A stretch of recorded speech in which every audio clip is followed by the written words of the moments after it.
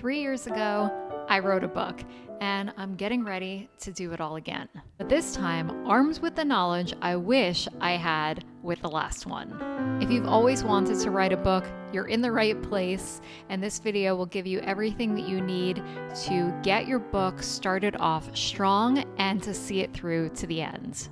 When I first started writing my novel, I knew that I had this idea in my head, and I always thought it would be cool to write a book, but I didn't really think further beyond that. But if you're starting to write a new book today, I would put a great focus on the marketability of your idea. If you are self-publishing, you can really do whatever you want and you can skip this step. But if you're going the traditionally published route, which is what I'm hoping for my books, think about the way that your story is going to be positioned in the marketplace. Who is your intended audience and what genre will your story fall into?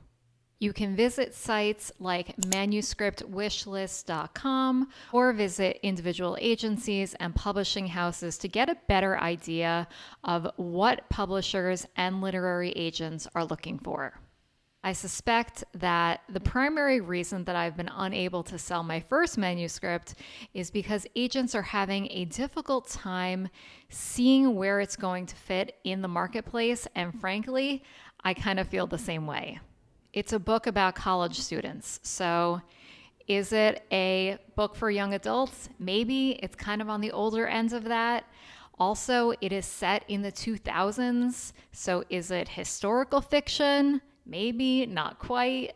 You don't need to have the answers before you start writing, but it's a good idea to have the awareness that these kind of questions are going to be coming. The more simply you're able to articulate what your book is about and who it's for, the easier it's going to be for you to market and sell it. Despite the fact that you are currently watching a video about how to start writing a book, there really is no right or wrong way. However, it is likely that your writing style will fall into one of these two categories. A pantser, who is someone who likes to fly by the seat of their pants and make their story up as they go along, or a plotter, one who likes to map out their entire story before they do any writing.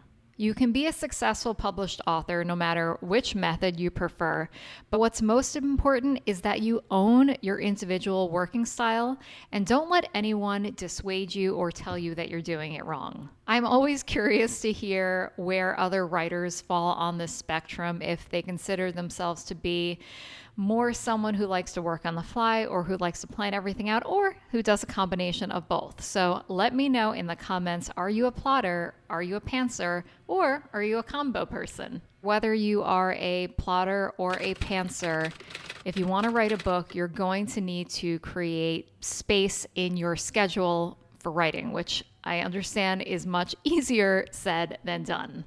Most of us are already overworked and overtaxed. So before you begin writing, it's important to take an honest look about the time that you have to work with. It's very likely that something is going to need to go, but with the understanding that this is only temporary. People always love to tell us that we should spend less time on our phones, don't use TikTok, don't watch so much Netflix, and that always really annoys me because I think it's important for us to leave space in our schedule for entertainment. For writers and creators, I think that media consumption is essential for our inspiration, so I would not immediately jump to that being the first thing that you eliminate in your life to make space for writing. I'm certainly not qualified to teach you time management tricks or where you should cut back on responsibilities in your life, but I can share that the one thing that has worked best for me is consolidation. If you can meal prep or plan or decide that you're going to eat takeout for the next month, or ask your partner or your roommate to chip in a little bit more temporarily, or create a carpool situation to get your kids to and from their after-school activities. All of these small tweaks and adjustments to our typical daily schedule can add up to small pockets of time to allow us to do some writing. Personal preferences will also come into play here as you figure out the best time for you to do your writing. But for me, What was easiest was to simply say, I am going to write every single day, no matter what, even if it's only a sentence. And some days, that's all I did. I encourage you to set some sort of parameter based on what works best for your work and your lifestyle. So for you, will you always write for 2 hours on Sundays? Will you write for an hour before bed or for 20 minutes when you first wake up? You always write on days when it rains or during school breaks and holidays. Whatever your thing is, declare it and stick to it the best you can. Just like there's no perfect way to write a book, there's no perfect place to write a book. I wrote the first draft of my book using the popular platform called Scrivener, and it was fine, but I ended up doing my editing and second draft, third draft, fourth draft, and so on in Google Docs, and that worked just as well. Popular beach read author and fun fact, my husband's 7th grade English teacher, Elin Hilderbrand, famously writes all of her first drafts by hand. I've also seen these cool old-fashioned keyboards floating around, and I have always thought, that might be a fun way to write a book. It might be helpful for you to convince yourself that a certain tool or method will help you write your book better. And if that motivates you to write, absolutely go for it. We need to use all the tricks we can to keep us going. But no tool is more powerful than your decision to keep showing up.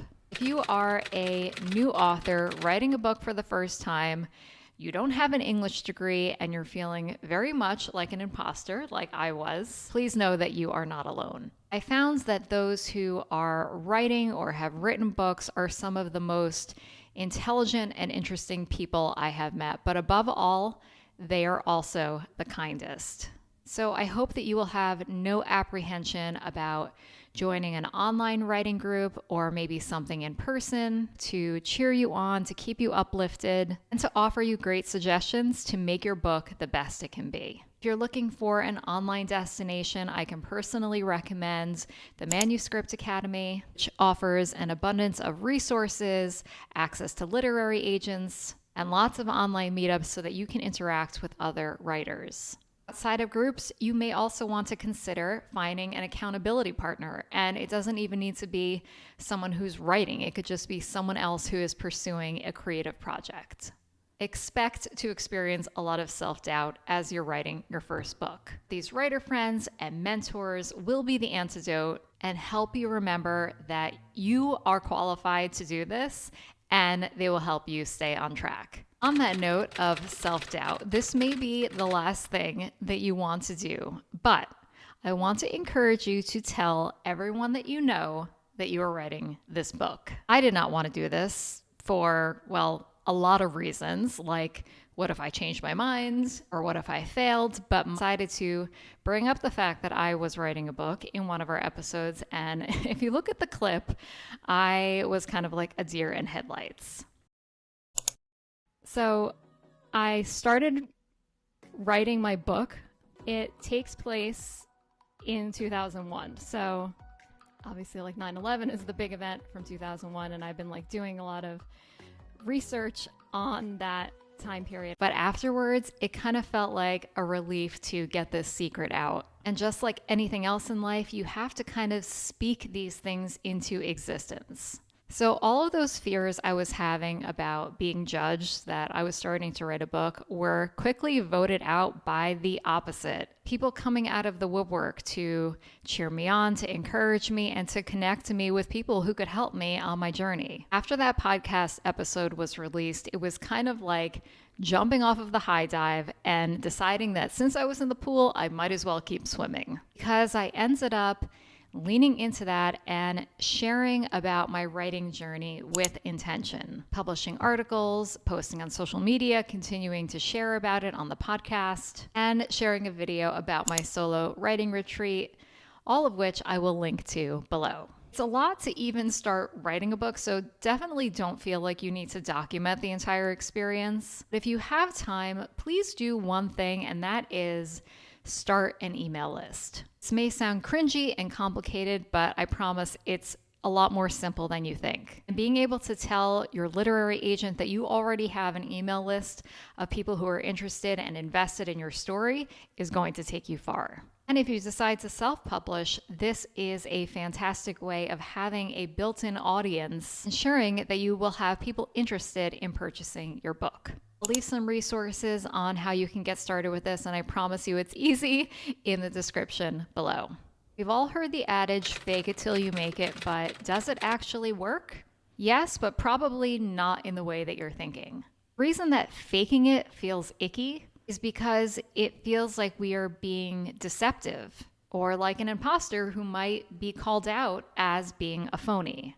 Most people believe that the reason that they have to fake it to begin with is so that other people will take them seriously. But its effectiveness has a lot more to do with you learning to believe in yourself. Part of starting to write a book is learning to adopt a new identity. And it's going to take some time for your brain to get used to it. So the best thing that you can do to ease yourself into this new identity is to begin to adopt some of the characteristics of people who are already published authors. In the popular book Atomic Habits, author James Clear teaches us that your identity emerges out of your habits. So what sort of habits does an author have? What do they wear? How often do they write? From where do they write? What sort of people do they spend time with? How would they describe themselves when someone asks, what do you do? The more you can immerse yourself into a writer's lifestyle, the easier it becomes for you to become the author that you want to be. If you want to write a book, I'm going to assume that you are like me in that every time you read a book, you are in awe of the author's talents. And it's great that we have so many examples to reference. However, we also only really have access to their finished works, manuscripts that have been revised and polished, not just by the author, but by a group of professionals before they hit the bookstores. But that's not how those stories began. They started just as an idea, just like the idea that you have, and then a really terrible first draft. Everyone writes terrible first drafts, even the most experienced, successful authors. So if we're not holding those people to this ridiculous, impossible standard, we certainly shouldn't do that to ourselves. Comfortable with the idea that your first draft is not supposed to be good. It's just about getting all of those brilliant thoughts in your head onto the page.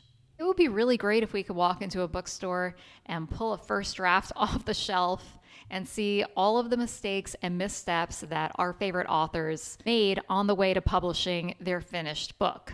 But since we can't, it might be helpful for you to just keep one of your favorite books nearby when you're doing your writing. And to remind yourself that just like your book, that book started simply as an idea. If you need a bit more convincing, I'm going to link to this great article I found that includes 26 quotes from famous authors and their thoughts about first drafts. I was going to read a few of them, but most of them contain language that might get this channel flagged.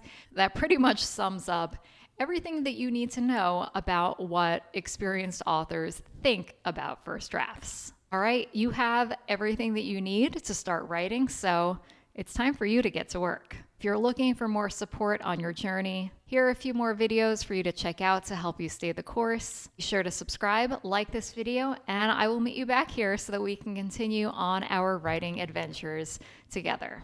Until we meet again, get out there and make something beautiful.